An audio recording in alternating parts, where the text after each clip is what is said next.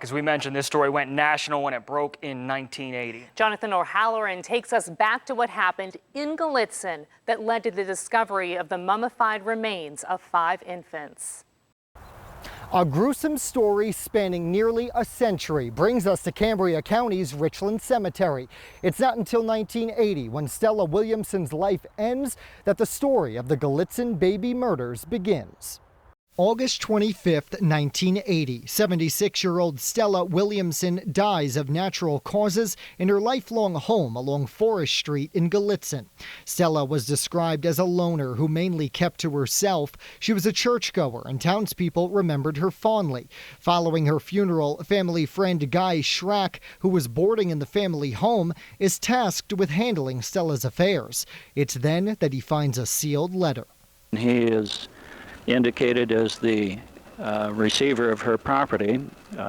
In looking through her stuff, it was incidental that he run across this letter that said was to be opened after her death and burial.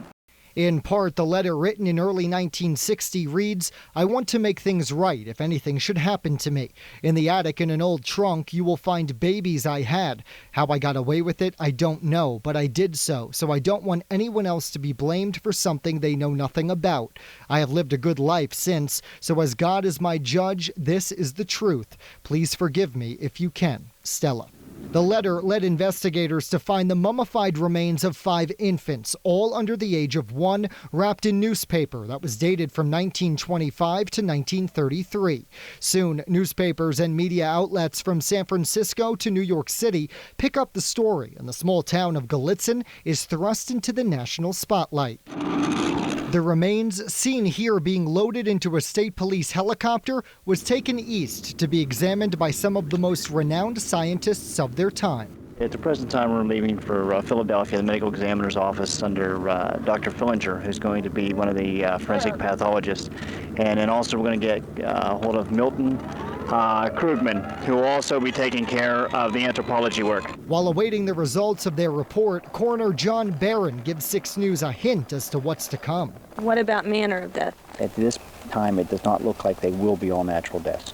It's revealed by the investigators at least 3 of the babies were strangled. The material they say she used still on their necks. They ranged from 5 to 9 months old. The deaths of the other 2 children, believed to be newborns, was never conclusively determined.